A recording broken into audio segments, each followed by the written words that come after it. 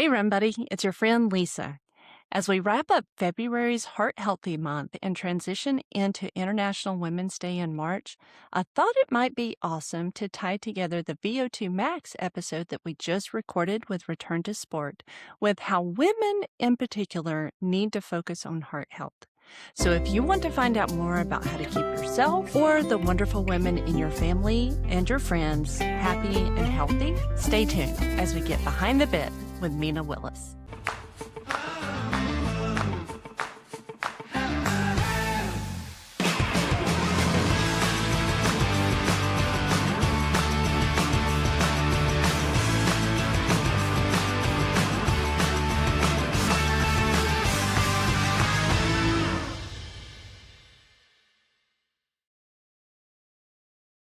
Greetings and salutations, and welcome back to another episode of Behind the Bib. I'm your host, Lisa Watkins, and I am delighted to be here with all of you today. And whether you're listening to me in the middle of the day, the middle of the night, or the middle of the long run, I am so grateful that you've chosen to spend a few moments with me. Today, I'm talking to my good friend and running buddy, Mina Willis, clinical pharmacist at Fox Army Health Center on Redstone Arsenal, about women's health and heart disease, especially as we roll into International Women's Month and leave our Heart Healthy series that we covered in February. But first, I want to take a moment and pay homage to a legend of the field. This past week, the running community lost a true legend, and that is Jeff Galloway. If you don't know anything about the Jeff Galloway method and how it can essentially change the lives of so many people, I just encourage you to go out there and find out more about him. But Jeff Galloway pretty much single-handedly changed the way the running industry made running accessible to everyone. And he really has changed literally, I think, millions of lives, especially if you consider the whole, the ripple effect. He was the official coach of all the Disney marathons. Whenever somebody raises their hand and moves to the side of the road as they're doing their 1:1s or 1:30s or 2:40s or however they're doing the Galloway method that works for them, that's all Jeff Galloway. I personally used the Jeff Galloway method on my first 2 marathons, and I guess actually the last 3 marathons I've used the Galloway method. Now the intervals might be a little bit different, and if you think the Galloway method means that you're just running slower, that's not exactly right. The Galloway method is a strategic way to introduce walk breaks into your run so that you recover faster, your heart rate remains more stable, and you are less prone to injury after these runs. And so he introduced this whole method as a former Olympian so that folks can still complete their running journey, complete their running goals. And I don't use it exclusively for all of my runs, but for the longer stuff, I definitely do. And I've even paced races using the very same method. It's the difference between somebody saying, I can't run, to somebody saying, I can do that. That's what Jeff Galloway did for millions of people. Right? They became runners and continue to be runners to this day because of the Jeff Galloway method. So as we head into another week of training, maybe take a strategic walk break or two, and let's remember the legacy that Jeff left behind.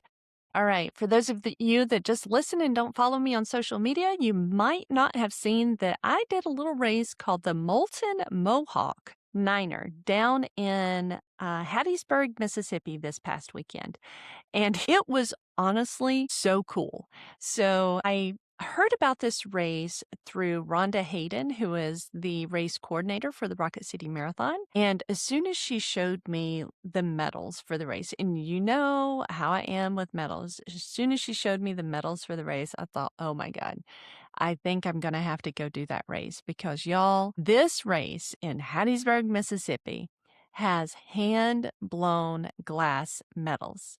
The race starts on a small Christmas tree farm there in Hattiesburg, and there is a glass blowing shop there on site. And when we went and picked up our packets the night before, the guys were in the glass blowing shop, which is called Molten Mohawk. And they were making all kinds of stuff. They weren't making the actual metals there, but they were making other things like pendant lights and cups and little birds and things like that. And it was honestly so cool. And they engaged some of the runners in it, like, and got them to come over and turn some of the glass. And they were explaining how blown glass works and how you introduce the air and how it expands and all of that kind of stuff. It was so stinking awesome. So the race had a really unique start there on the Christmas tree farm in Hattiesburg. And I will say, and she warned people ahead of time, this is not a flat race. It is not a flat course in any way, shape, or means. It is a very, very hilly course. And I was looking back through the photos of the race in the past, and it was so funny because everybody's all bundled up because this race is in February, right? And I was like, okay.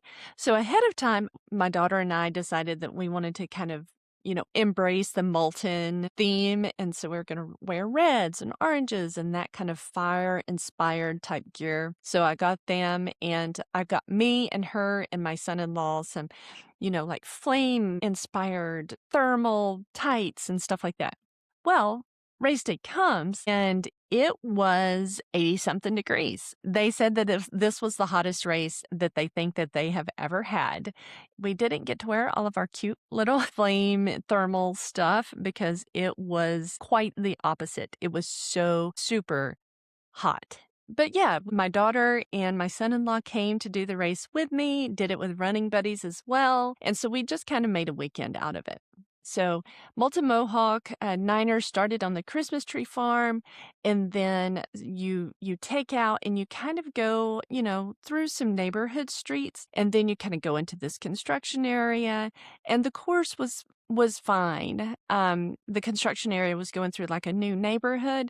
So the cool parts about the course were okay, right? They had aid stations out there that was great. I even stopped and talked to, I stop and talk to people, go figure. I stopped and talked to this gentleman and his wife. They were outside playing with a little baby. And I told him, I said, if you want to put a water hose out here, I wouldn't cry. And he was like, I'll do it. You want me to do it? He's like, when you come back by? And I was like, I'm just saying. But what I meant was if you wanted to like spray us with the water hose, like some people do on race courses, or put up the sprinkler or something like that. But they were so sweet. He's like, well, when we came back by him, he brought us cups of cold water. And I thought it was so sweet. And so we did. We carried that cold water and just kind of sipped on it. When I was done sipping on it, then I tossed the rest over my head. But we were very, very hot on that course. It was the first real hot race of the year. And I was so surprised that it happened in February. I'm really hoping Dueling Banjos, which is tomorrow, is certainly not that hot, even though the Dueling Banjos has just as much hill in it. So Molten Mohawk Niner was fantastic. I'm going to show you the medal here. So for those of you that are just listening, this medal is about, what is that? 3.5 inches wide. It's probably not quite 4 inches, maybe 3 inches. And it's hand blown green glass. And the lanyard, of course, is Molten Mohawk Niner. But the hand blown glass medal has MM9R. And the cool thing is that the hole in the 9 is actually the pipe, the kind of pipe that they use to blow glass. And so this medal, I really love some of my medals, but I think this is my favorite one so far. You can kind of see, if you're looking at the screen, you can kind of see that it's almost like a sun catcher, how you can hold it up and see the sunlight through the metal. It is actually just fantastic, and I think it's my favorite medal so far. So great job, Rhonda and the Molten Mohawk Niner. I had a fantastic time. At the end of the race, they were giving away glasses. So you got some good cold beer, which I'm not a big drinker, but I did get me a glass and I shared the beer with another friend. And, but the Molten Mohawk logo is on the glass, which is fantastic. They did a great job. The logo and all the themed stuff is just fantastic. The one thing I will say for the race is that although the race pictures came back, it took several days for those to come back. And then there were not a whole lot of finish line photos. So the pictures that we got were great. They're super high quality, but the pictures, like, we didn't get any finish line photos. And I think that's just because maybe we might have had just one photographer. The photographer had to move from place to place to place, and it's just really hard to capture an entire race like that. But I will say some of the pictures that they captured were excellent. Parking was fine. Bid pickup was fine. The start was okay. The lines for the bathroom got really long, and we kind of lost. And they started the race in corrals, which was smart because there was 1,000 runners in this race, which is pretty dang big for a small town race like that. But the really cool thing is they had a company that came and set up called Take the Plunge. And they set up cold plunges at the finish line. And so you kind of had a shower out there. And so as you got up there, because everybody's gross and nasty and sticky and sweaty, and you don't want to just soak in people's sweat like that. So you were required to shower off, and they had soap over there and everything before you got into the cold plunges. And so you got into the cold plunges. I think the water was like 47 degrees or something like that. They had a little timer on the wall. They were playing music inside. And so all of that was super fun. I'm a huge proponent of cold plunging. I think women don't have to do it quite as cold as men to receive the same benefits. And so I think some of the research was saying that we only have to go down to 60 degrees to see some of the anti-inflammatory benefits that cold plunges tend to have. And so just take that into consideration. But it was great because a cold plunge after an 85-degree 9-mile run felt fantastic. Another thing that they did really great was the aid at the end. Oh my gosh, I have never seen a race do this, but they had these big black stones set up and they were toasting their bagels. So they had bagels out there, they had peanut butter and Nutella, and so they would hand you a hot bagel at the end, and they had fire pits out there, which, normally a fire pit in the middle of February would be fantastic. However, it was 85 degrees. But they did have a big, huge setup so that folks can make s'mores. They had all kinds of different chocolates out there between Snickers and Twix and Kit Kats and all that stuff so that you can roast marshmallows and make s'mores and do all the things. I did see some people doing that. I was still trying to cool down from my run, so I did not partake in the s'more making activity.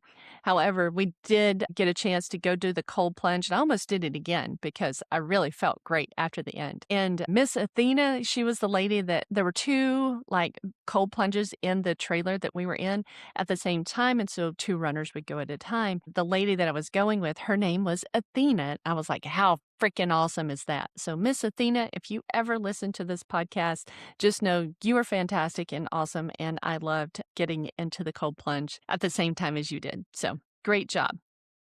All right, so Molten Mohawk Niner was wonderful. Had a great time. They did a great job on the medals. Obviously, I've told y'all before, sometimes I just do things for the medal because it's so stinking cool. And no, it's not a participation medal. It is a finisher's medal. Thank you very much. You don't get one unless you complete the race. All right. Okay, folks, so I'm going to tell you a little bit about the dueling banjos, and I'll tell you more on the backside of it next week. But tomorrow I'm doing a little race here in Huntsville, Alabama in McMullen Cove called the Dueling Banjos. This is one of the trail races that it's fairly new to our area. Last year was their first year, and I did it last year. So this race is really unique because it has a 5K going up a mountain and then a 10K going down it. And so everybody's goal is for their 10K to beat the 5K because the elevation in the 5K is no joke. It is pretty steep in places, and it's pretty consistently going uphill the whole entire time. And so you're doing a 5K uphill. You get to the very top. You've got this beautiful view. I know that Dylan is talking about having bonfires up there and s'mores making station and music. Speaking of the music, I really hope that our big surprise is going to be there. And I'll tell you about it next week. But we've been working hard to get a big surprise up there at the top of the mountain.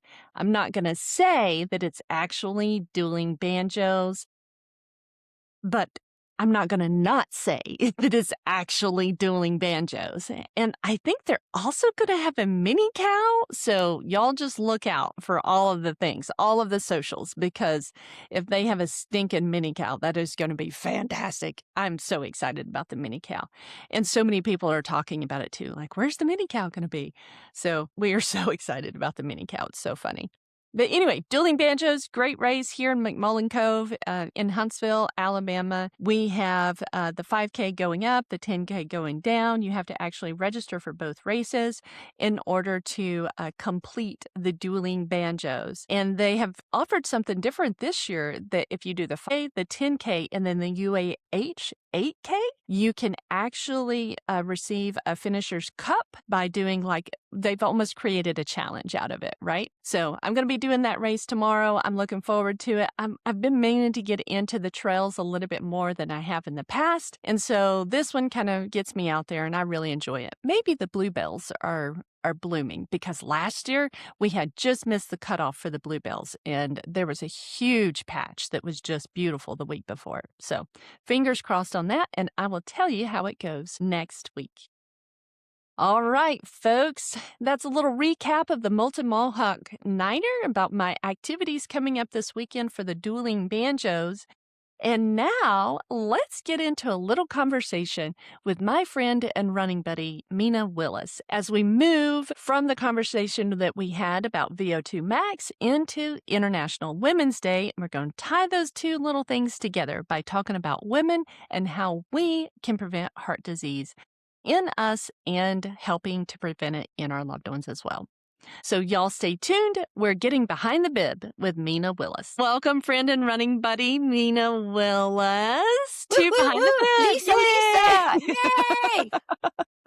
I know. I'm just getting all my friends to come on. It's just it's less about a podcast and more like me getting to sit down and talk to my friends. But yeah, I get to know more about them too. So, it's true. You think you know people, and then when you're running, and then you get to really talk to them about and get into the weeds and the details. I know, right? And your running buddies and stuff like that, you really get into some good conversations. You spend a lot of time with running buddies, a lot of time, and so you better like them, man. Right? You better like your running buddies. Yeah. So I know you very well, but not everybody listening might know you very well. So why don't you introduce yourself both professionally and who you are as a runner? Okay, sounds good. So professionally, I'm actually dually licensed. I am a clinical pharmacist. So I have a doctor of pharmacy degree, and I'm also a physician assistant. So I have a master's in physician assistant studies. I've been doing both, 25 years. It's crazy. Wow. Yeah, 20 years of it with the military. So I've worked in the Northern Virginia area at Fort Belvoir, Bethesda, when it used to be National Naval Medical Center. So I've been it'll be 20 years in military medicine. And currently I work at Redstone Arsenal at Fox Army Health Center. So I work mostly as a clinical pharmacist. So I just got to do a little explaining. So not a lot of people know it. I don't know what that means. Clinical pharmacists, we don't touch the medications. We don't touch the drugs in the pharmacy. So we see patients just like every other provider. So in the federal system, whether it's military like where I work or the VA, clinical pharmacists are considered mid-level providers like PAs, nurse practitioners. So we're able to prescribe medications, order labs. And so I see patients all day, except when I have admin, of course. And I have the luxury of having 1 hour appointments. So I can go into the weeds with diabetes education, weight management. I help the doctors with pain patients who are on narcotics and opioids, things like that. And interestingly enough, because of helping with pain management, I'm actually, I also do acupuncture in the ear. It's called, battlefield acupuncture or auriculotherapy. We take advantage of the Chinese philosophy that everything in the body is mapped to the ear. So I just put acupuncture needles in the ear to help treat people's pain. So that's part of all what I do. Over time, I've precepted medical students, PA students, pharmacy students, residents. So I love working for the military, and you give back to the military. My father, was in the Navy. So, I like giving back to the military. Yeah. Yeah. Oh my gosh. I don't know. Well, I don't, we're much different paces, but we have ran together. And Mm, it's funny, we talk about running, we talk about life, we yeah, talk about all kinds of stuff. I didn't know that about your background. yeah. Like I knew, what your job title was. That is so stinking cool. Yeah, so and that is rewarding when I help patients when they're especially I do a lot of diabetes education. When I get their, you probably know what hemoglobin A1C is. When Mhm. I get people to less than 7, help them, and then when weight loss patients, I have some patients because with the GLPs, I Mhm. have some patients who've lost 50 pounds. I have some 10, 20. So whatever to help them to be healthy. So not necessarily the number, but it's a healthy lifestyle. But Mhm. because of that, we've able to taper patients off their blood pressure meds, cholesterol medications, and things like that. So it's rewarding to help people reach their healthy goals. So that's Oh, always very good. So, and I that's love working, with I love my coworkers at Fox, and I love yeah. the. I've always been blessed to have a great team to work with, whether it's at Fox, whether it's at Fort Belvoir, whether it's Bethesda. So I'm pretty blessed, with that. That's fantastic, Mina. Hmm. Yeah. Holy So, crap. but I mean, I don't really talk about it because that's what I do. It's not who I am, So it's just Yeah, but I can see the pieces of who you are and what you do, though. so I Like, just love helping people. What it doesn't matter, So oh, that's yeah, fantastic. Oh my gosh. So how did you get into running then? running. Okay. You were already long since running when I met you. Well, yeah, so, it's funny, so my younger me would never thought I'd be running as much because I was a sprinter, actually, in Oh, high school. I did 100, 200, 4 by 100-meter relay. So, to me, long distance was, 400 meters, that's what it yeah, was. 800. Yeah, That was 800 it. definitely. Miles, forget it, Yep. so I never really was a runner, I was more into just going to the gym, working out, doing exercises. It was like, I think 1999, some of my friends said, I lived in Florida at the time, let's do the half marathon at Disney. I said, oh Oh, yeah, I'll do it. So we were training, but I tore my ACL playing flag football. So I never got to do it. So kind of that went oh away. my gosh. So fast forward, it's about 7 years ago. I was about to turn 50. So at the beginning of the year, I said, I was looking at, you reevaluate things in your life and goals. Mhm. And I said, well, that's one goal I never did, that half marathon. So I started training to do a half marathon before I turned 50. And then I did. And of course, just like everybody else, you get hooked. Mhm. So Set you the get hook. hooked. Start And drinking so the Kool-Aid. right. And then here's the entry store how I ended up Fleet Feet. So I was just running on my own. I live in Madison and the Greenway down the street, Indian Creek Ah, Greenway, yeah. Yeah, off of yeah. Old Madison Pike. Mhm. So I used to run there all the time. And even though I live a mile from the parking lot right off of Old Madison Pike, I Yeah. just drive there. Well, one time when I came back from a run, somebody threw a brick through my driver's side window and stole my wallet out of it. Threw a And brick? yes, and they were a bad throw because they dented my car first, and then the side. I was like, really? I was like, anyway. That's so terrible that I'm laughing at I this, know. I but was. I I'm was just like, picturing my doors dented and my windows. I'm like, anyway, they tried to throw it and it probably bounced off and they right. picked it up Something again and threw had it to again throw and it stole again. my wallet. And my husband was upset. He said, "Oh, I don't want you running by yourself Yeah, anymore. yeah, Find yeah, running I club, agree. running crew." And so I found Fleet Feet and never left pretty much, Never look back. and found my crew. Yep, you found your people. And Yes. not only that, not only did your running journey continue, you became a local ambassador for something too, right? Oh, yeah. So, I've been always, an Asics fangirl, uh, Uh-huh. and so, yeah, I have my Asics shirt on, Oh, yeah, that's right. and so, I love Asics shoes and just happened, talk to David Uh-huh. Stockdale, Asics, because he comes to Fleet Feet, and then one was last year actually to say, "Hey, why don't you apply to be an ambassador?" And that's how I did. Mhm. So, Yeah. and I was gonna talk about that at the end because I love Oh, not only are you their products, but their motto is it's so not just for running, but for life, sound mind, sound body. And Uh-huh.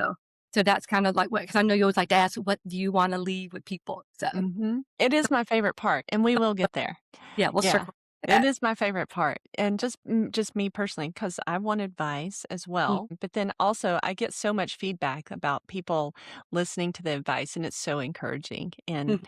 But today we're going to talk about, like, we're transitioning from when I was talking to Josh and Dylan, and I did the VO2 Max session, February Heart Healthy Month, Yeah. and we're transitioning into International Women's Day coming up in March. And so I wanted to tie those two together. And so that's why we're talking today about women and heart disease, right? We're tying together the women, International Women's Day with the VO2 Max and February Heart Healthy Month, Love to Run, all of the heart things, the Valentine's episode, Yeah. all Oh, that that stuff. was awesome. I felt like I wanted to be on the couch just giggling and Oh having my fun with you guys. gosh, it was so funny. Vince is so stupid funny. I had so much fun doing that. And I hope they have the race again next year Yeah. because I'd love to do it again. But yeah, so we talked to like who you are professionally. That's why people should listen to you. Also that you're a runner and you're passionate about running as well.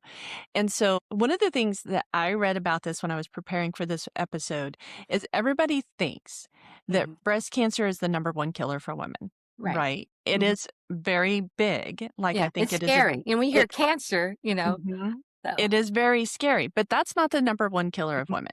What's right. the number one killer? It is actually cardiovascular disease. So heart attacks, strokes, Mhm. heart failure, things like that are the number one killer. So the stats are one in three will will die or have a heart disease issue, where versus breast cancer is 1 in 31. Those are the statistics. What? Yeah, one 1 in in 3? yep. Oh, that's Hmm. insane. Yeah, So, holy cow. right. No, even I who have been part of it. So I haven't shared this with a lot of people, and I guess now I'm sharing it with a whole lot of people. I spent a lot of my childhood, my high school career in hospitals Hmm. with, in hospital ICUs, in fact. I spent a lot of time because my mom had starting in 8th grade, she had a long series of heart attacks. Wow. And, I mean, maybe 8 or 9, there was a whole lot of surgeries. It was like a continual thing from the time I was a freshman until time I graduated as a senior. She eventually also developed ovarian cancer and then Ooh. didn't pull out Mhm. of a surgery finally. Mm. And that is one of the reasons why I'm so passionate because I Mhm. lost her she was 52 and I was 18 years old.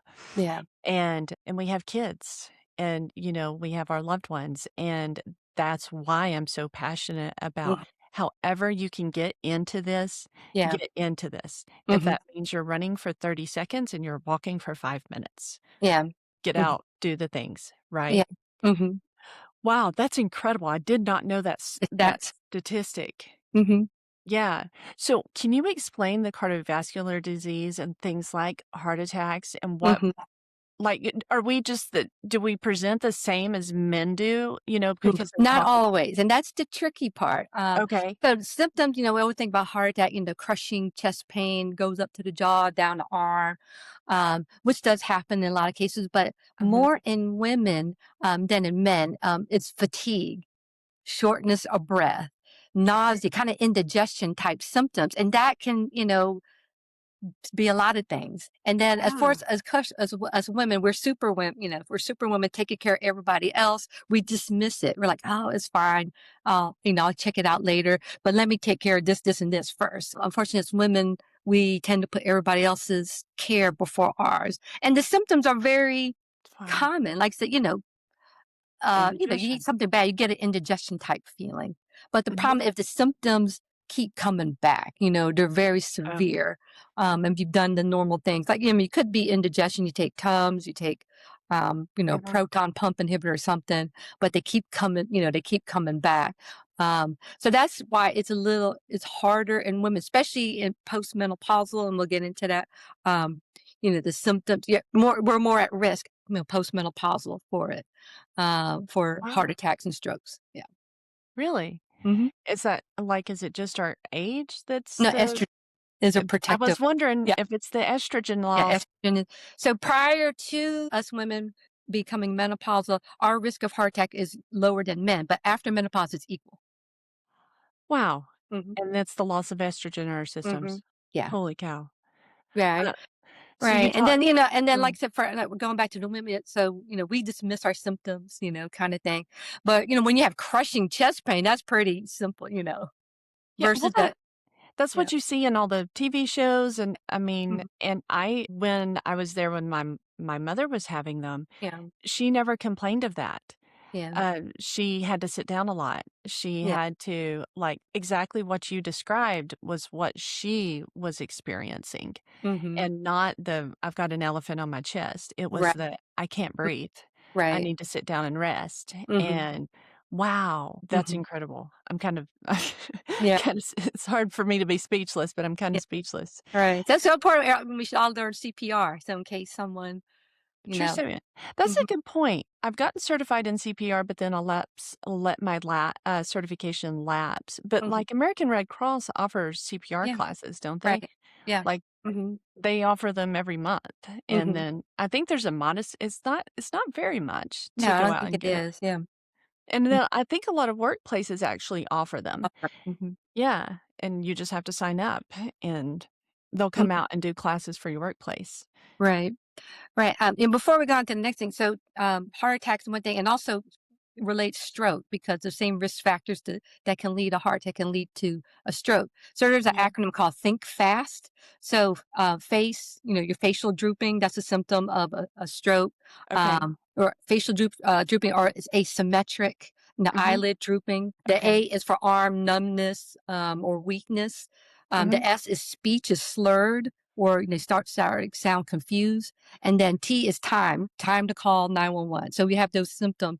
Call 911 because time is brain basically. Yeah.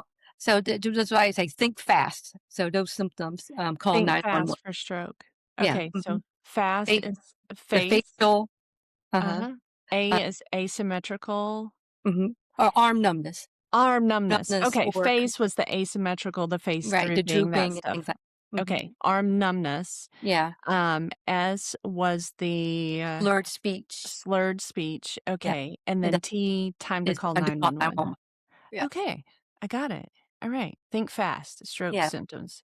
Mhm. That's very good. Yeah.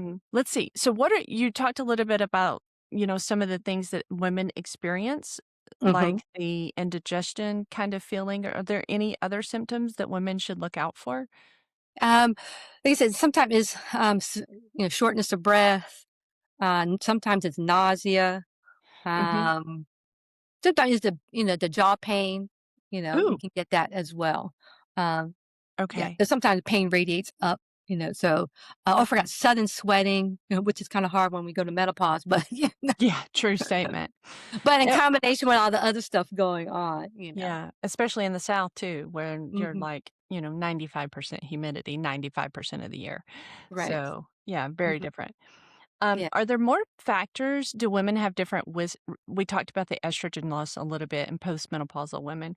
Are Yeah. there more risk factors or things that are unique to women that are different to men when it comes to cardiovascular disease?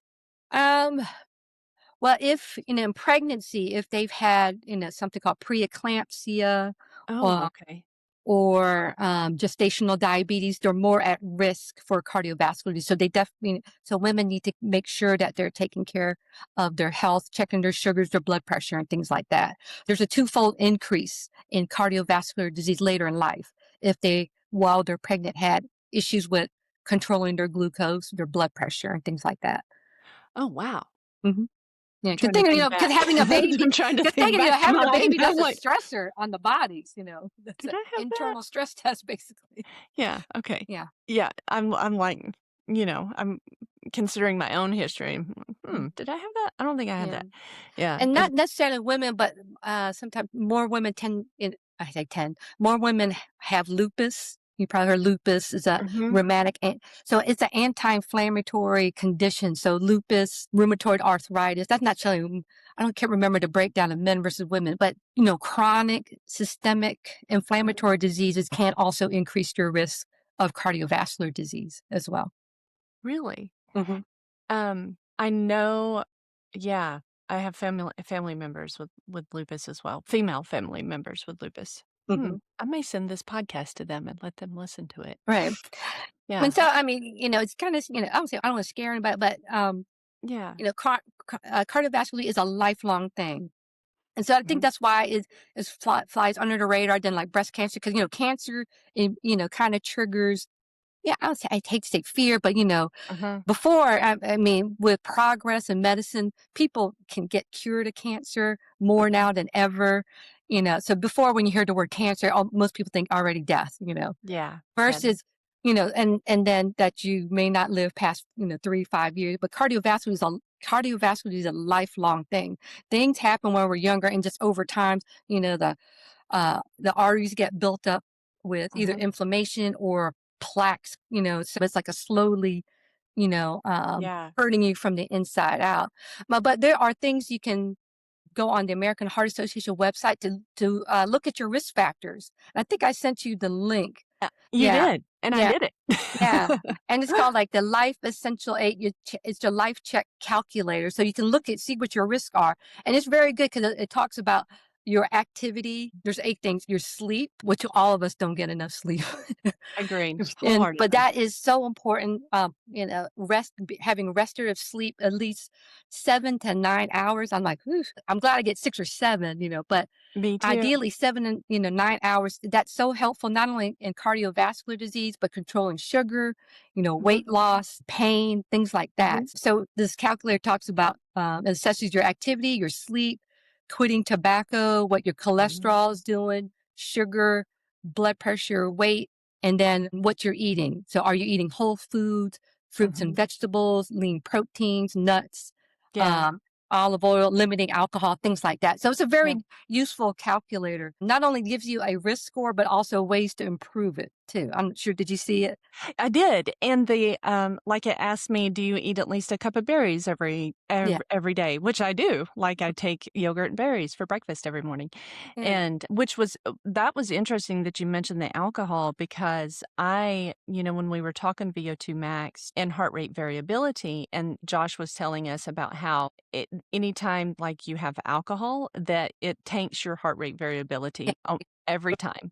Hmm. Like, almost every time, and then they were talking about how that affects your run, and the next day, and, like, how you Yeah. might expect to feel like your heart rate is higher for your normal paces than it normally would be. You feel more tired, all of the things. So, I think and I'm starting to see more and more people kind of because I personally don't drink anymore either, Hmm. and I'm seeing more and more people, especially runners, like, see the impact that it's having, not just on their day-to-day life, but on their runs, and they're like and the older we get, the less likely we wanna do the whole 3 or 4-day hangover because it Right. really affects you. For everything is worse. Yeah. Everything is just worse. Hmm. But speaking of which, so you talked about going to the website and, like, putting in your risk factor or the things that you're doing and how to improve that. How Yeah. can things like running help? Like, how Yeah. much should we be running to try to help our hearts stay healthy?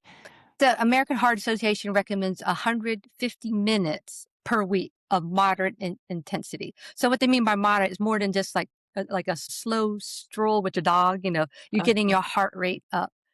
Things like that. You're starting to sweat and things like that.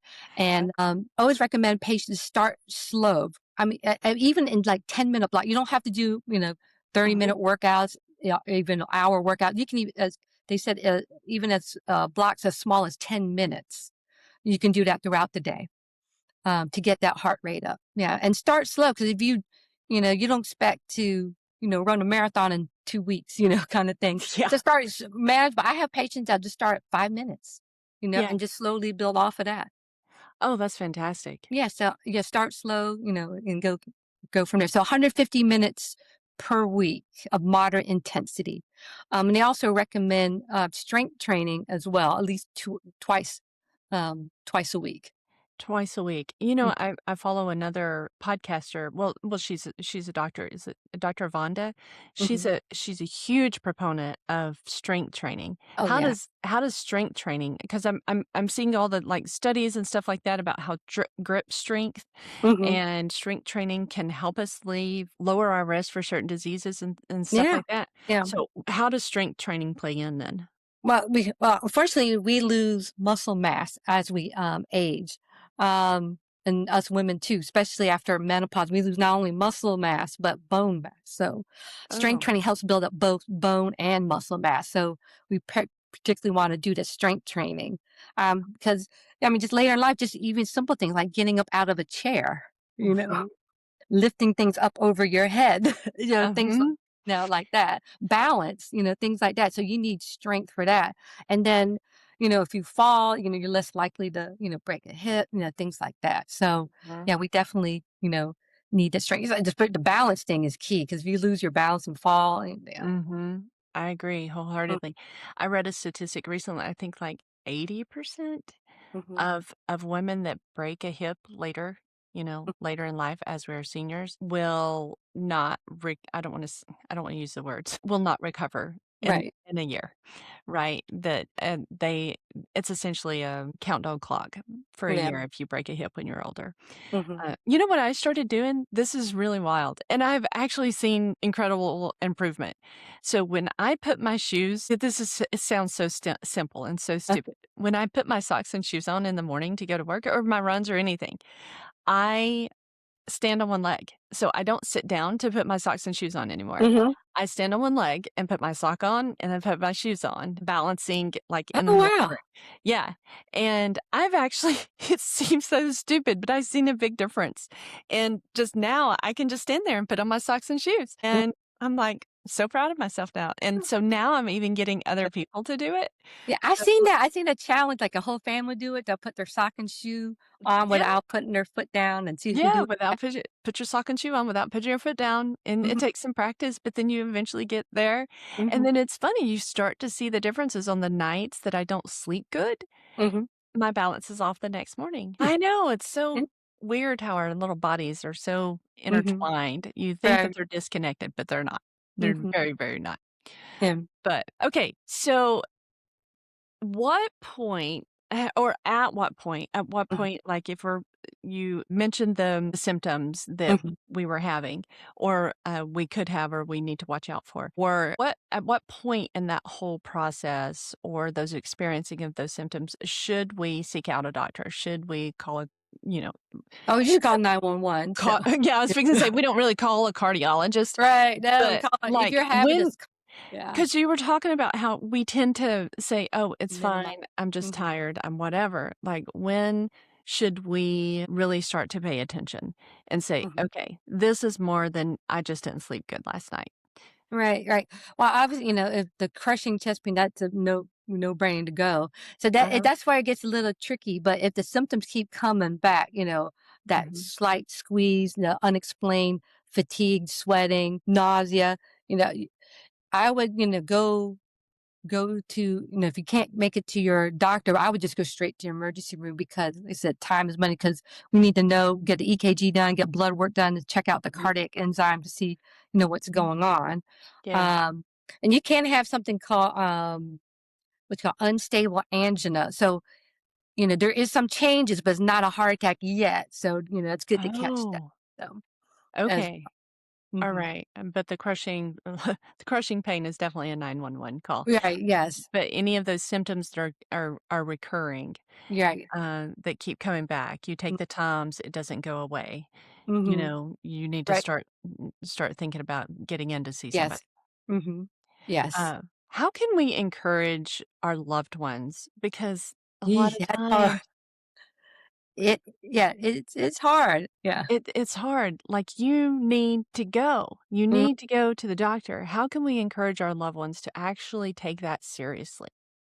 I would say prayer, 'cause I have issues with my That's true. mom. God, Right? go be and she's a nurse, former nurse, sometimes it's harder with the former people. And you just gotta stay on top of them and say, "Hey, this is a medical emergency, please go. I Yeah. can't help you here. If you fall down, I can if you pass out, I can only do CPR, but for so long." And CPR is tiring. Yeah.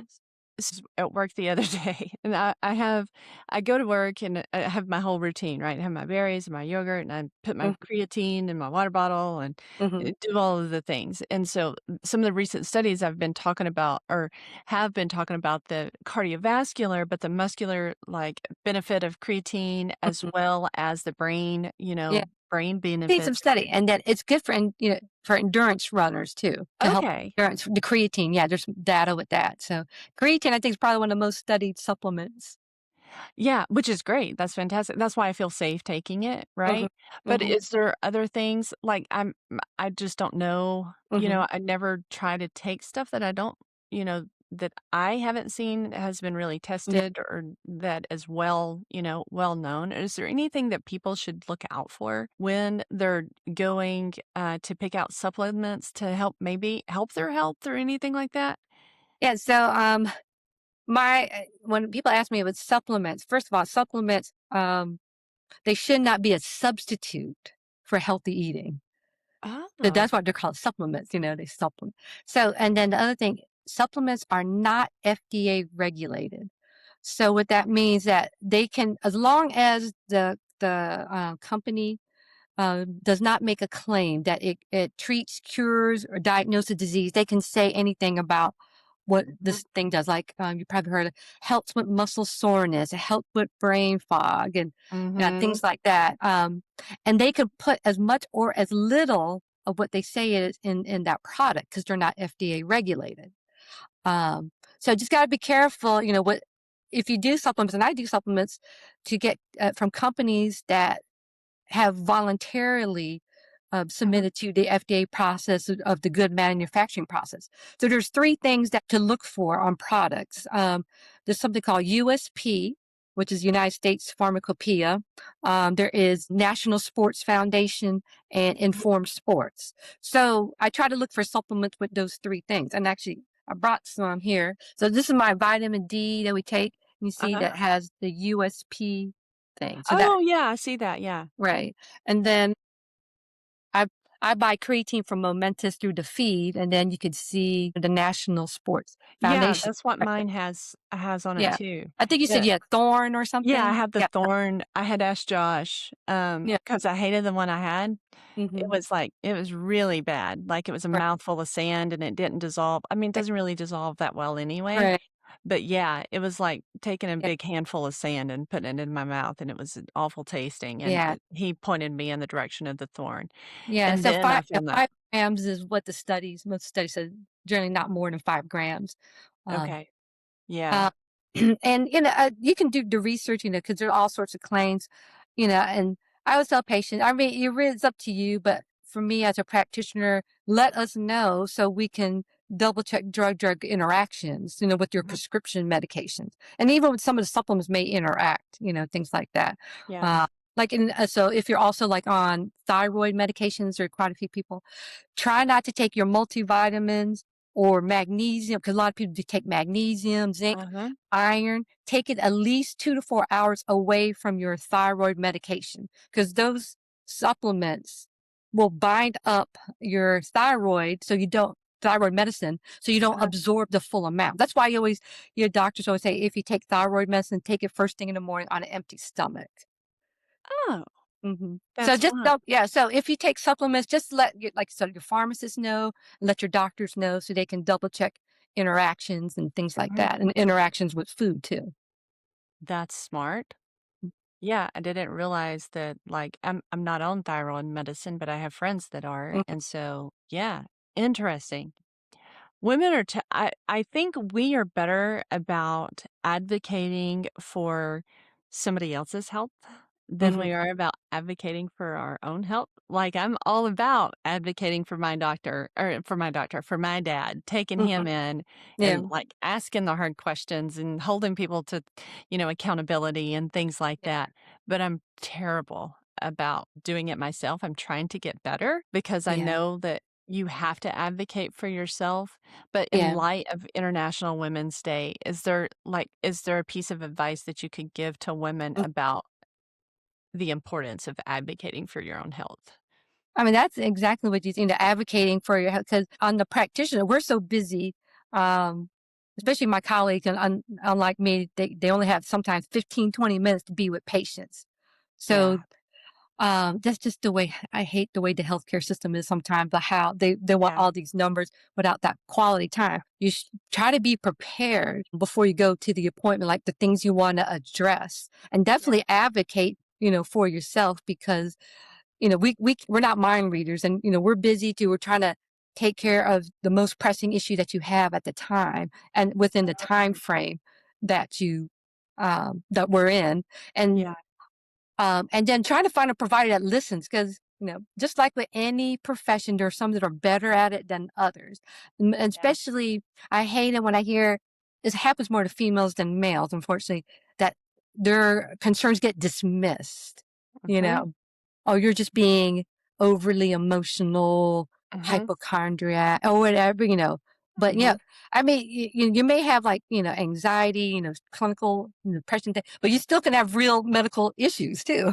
So, True statement. right. So True statement. find a provider that truly listens to you and will take care, help you find the answer to what you're looking for. So. I Okay. mean, because That is good advice. what story kind of sticks out in my mind? Everybody knows Serena Williams, you Mm-hmm. know, the tennis player. She had Mm-hmm. to advocate for herself. She actually, I think, her pregnancy, I can't remember what, but she had like a blood clot, and they didn't believe. She had to really advocate, say something is wrong, and she had a blood clot. Wow. That's Right. incredible. Hmm. Yeah. Just being insistent. Like, I know me, I know Yeah, my I know body. there's something wrong There's with my something body. wrong. Yes. Yeah. Oh Hmm. my gosh. That's an incredible example of it. Yeah. Absolutely.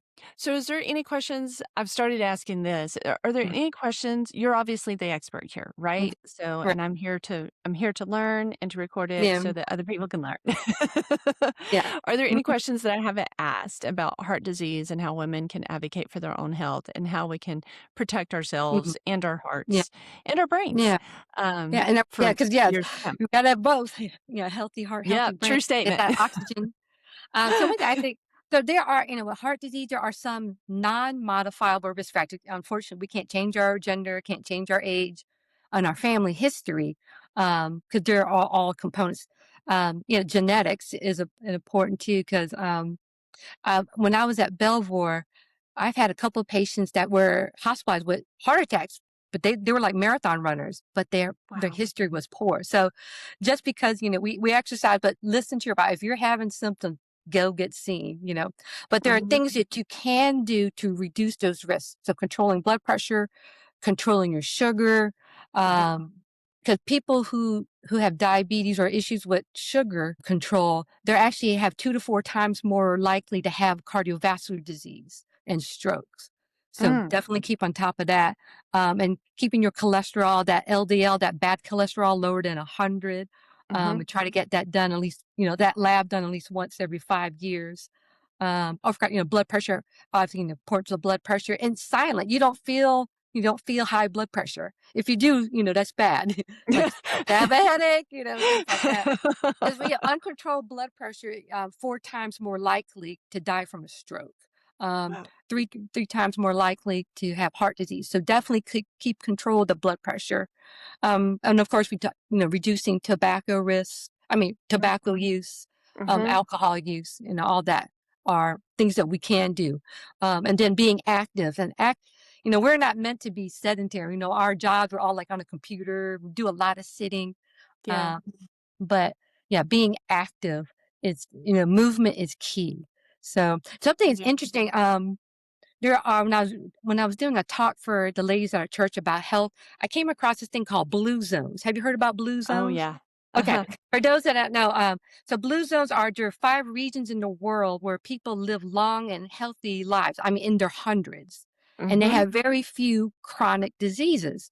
And that's in Okinawa, Sardinia, Italy, Loma Linda, California, Icara, Greece, Costa Rica, Nicoya Peninsula in Costa Rica. So what they found is in these blue zones are people with healthy diets. So there's not like one diet that fits all. So what was in common with all their diets, they were high in fiber. They ate more whole, unprocessed foods, with less, very little preservatives and chemicals. They Mhm. had diets low in bad fats, the saturated fats and trans Mhm. fat. They had diverse sources of protein. They had Huh. high sources of the good fats and very low sugar. So healthy diets is what they found in these blue zones. An active lifestyle, rest and recovery, which we're bad as doing. We're terrible, Americans And especially. right. Yeah. And then the last thing, a sense of community. Yes. So those were the 4 things: diet, lifestyle, rest, recovery, and sense of community. So that was the common theme in all those areas where people live long, healthy lives in the heart. I mean, we want to live long, but we also want the quality life as well. So that's what we're hoping, but cardiovascular disease is a lifelong journey. We want to continue to be active, watch what we're eating, reduce those risks. Because, people with medicine, they can survive the initial heart attack or stroke, but then the ramifications of it, afterwards may not be able to use side of their body, um, True. things like that. So we want not only quantity of years, we want quality years. Yeah. So, True statement. Wow, that's incredible, that sense of community. yeah. So why can't we And have it here in Huntsville? Why can't we be a blue zone? exactly, exactly. Well, we just got named as one of the, America's runner-friendly cities, and so Right. that was So we fantastic. got a community And there. then I just saw that they were on the I think was it WH&T talking about, Hmm. being named the runner-friendly city, so that's fantastic. I Yeah. do think that this running community is second to none. I think Hmm. we've got a pretty fantastic running community. Hmm. And we can always do better with things. There's always room for There's improvement. always room for improvement. Yes. There's always room for improvement. Hmm. Yeah. But so before we talk, or excuse me, before we get off of here, one of the questions that I like to ask Hmm. everyone, and you've probably heard, Hmm. is what is one piece of advice that you have for the behind the bib listeners that you've either given, like that you want to impart, or Hmm. what's one piece of advice that you have been Hmm. given or gifted with that you would like to share? Okay. Can I do two? Yes, of Well, one has course. to do with the heart disease because one thing, prevention is cheaper than a cure. Mm. Mm. So doing the small things, it's not, glamorous or sexy, doing the Mhm. things, eating Mhm. right, sleeping Mhm. better, I forgot about to say reducing stress. That's so easy to say, but no, reducing stress. You say So, that. prevention is, we try to prevent these things instead of trying to cure the disease. So that's why I just want to, that, as far as our talk, but as far as Yeah. just running and life in general, the, the importance of a proper mindset. Oh. And then I kind of talked about, A6, sound mind, sound body, but I also add in my own personal sound spirit because there's such a connection between mind, body, and spirit. Because, Mhm. especially your runners, visualizing our goals. And now you want to do a Mhm. 30-minute, less than Mhm. 30-minute 5K. 5K and then a 50K, and in Mhm. the past when I've done my miles. So visualizing and having the right mindset because those are interconnected because we could talk ourselves out of anything, and have that Mhm. negative thing. Oh, why me? Why this? Things like that. And Mhm. then, all of a sudden we're getting sicker because we keep speaking the wrong things because we're having the wrong mindset. So visualizing because what we Mhm. meditate on, the right thoughts, when we move our mind in the right directions, our body will follow and vice versa. So that Love it. interconnection will do it. And running has taught me too, because of having the right mindset, running has taught me that I'm more capable of what I give myself. That I can do hard things. I never in Mhm. my life would thought I would be able to do a 50 miler. I did that a couple of years ago at Delano. It's I incredible, Mina. right, and I've never thought I would ever do a marathon too, Mhm. um, and everything. So doing these long distance but having the right mindset, as far, how you think, what you dwell on is going to really affect you. So just have that, that you can do it, don't doubt yourself. Very true. Very true. And it is, I did set 2 very scary goals, and Hmm. every time I go out there and do one of those workouts that are scary, I'm like, Hmm. "Okay, you set some goals," and then I do try. I'm Hmm. like, visualizing both the 5K, which I still haven't picked the one that I wanna do yet, and Okay. I think yeah, and Josh is helping me. I think he's gonna be like, "Okay, I think you're ready." I think I'm close. I Hmm. do think I'm close. Yeah. But then the 50K, did I tell you Bella's gonna run the 50K with me? No. Awesome. Yeah, so that girl has drank all of the Kool-Aid, Yes. and, she did the Molten Mohawk Niner with me this past, Okay. weekend, and she's like and her and Garrett have really started, Hmm. running a lot, and, she's like, "Mom, we wanna do an ultra." I was Hmm. like, "You're gonna skip a marathon?" She was like, "Yeah, I'm just going straight." It's like, "Okay, let's do the things, I kiddo." did the same thing before I did my That's what I've heard. first official marathon. I did Strolling Gym. 40 miles. Yes. So when I did the first Delano race, AJ hyped me up and he said, "Hey, you did great." Because first I was like, "I don't know if I do it." He says, "You could do it." And that's the first time I did the miles, for a marathon, but it was an official marathon, so to speak. And so Mhm. I actually did 35 miles that day. And then, our buddy Christy, Mhm. she jumped on she thought the fire was hot. She said, "Hey, there's a race called Sterling Gym." And I was like, I was all in, my feelings. Like, look, I did 35. She said, She "Totally." got you off the high. Right. I was at the high. She said, "Oh, just a few more miles." I didn't look at the elevation, or I didn't know anything about Woo! Sterling Gym. I said, "Yeah, let's do it." And Oh then my once I god. signed up, I looked, I said, oh my God. Oh, holy cow. Right. Okay. So you could, Whew. they can do it. You can do it too. I'm excited. I'm Yeah. very excited about going Mhm. out and doing it. Yeah. And, the time limit is like, there's not one. And I'm like, Mhm. perfect. That's good. Take as much time as you need. Yeah. Yeah. Yeah. Exactly. Mhm. Yeah. To finish is to do it, right? Yeah. So, Mhm. unlike the other goal, which is very time limited. Mhm. So, it's two very scary things for me this year. But Yeah.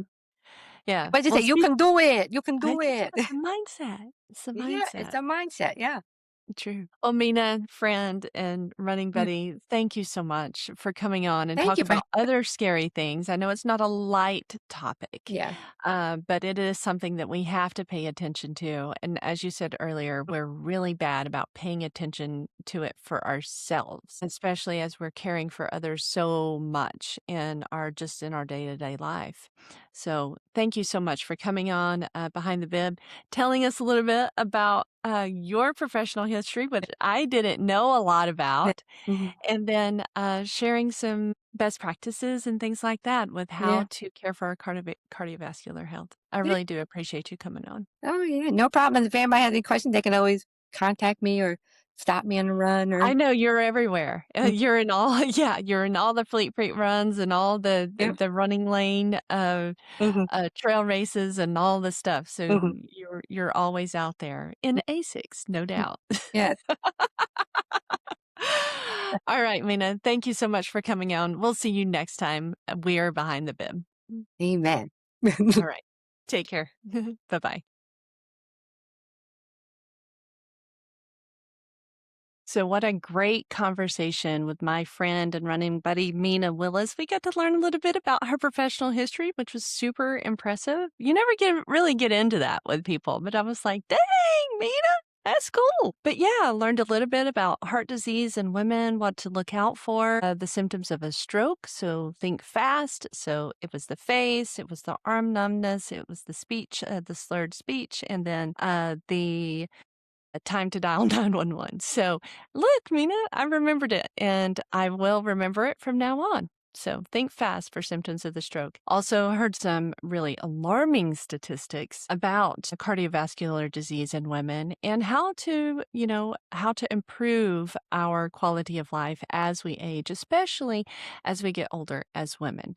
I really learned a lot talking to her about supplements and now what to look out for on the supplement bottles. And so that's pretty cool. So thank you, Mina, for coming on Behind the Bib, our local ASICS girl, and teaching us about how we can remain healthier and take care of our hearts as we journey into not just International Women's Day and International Women's Month, but into the rest of our lives, leading a heart healthy and happy life for as long as we possibly can.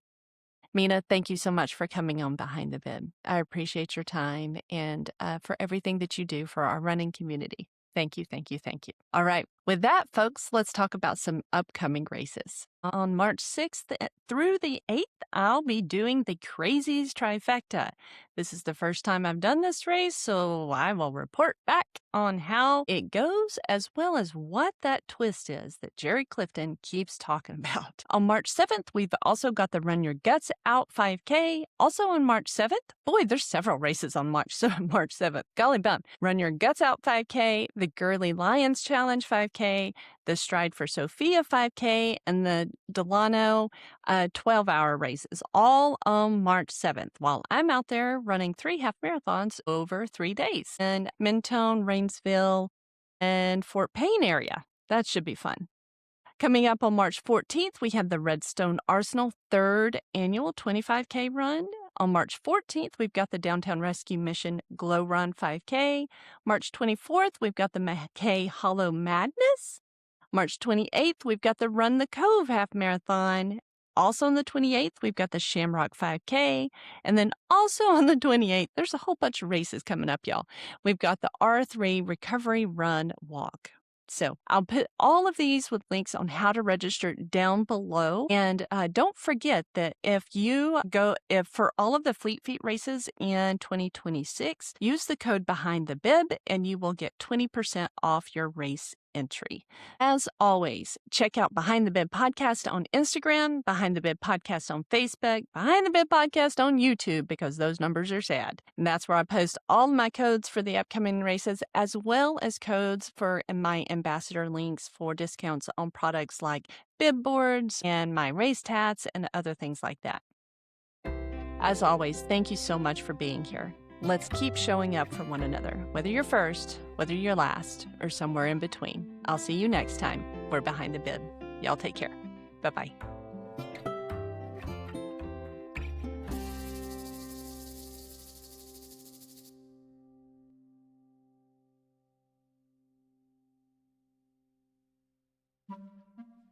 And that's what happens. It's like when that goal becomes attainable, becomes, it's scary, but it's still reachable given, if you just do the hard work. Recording.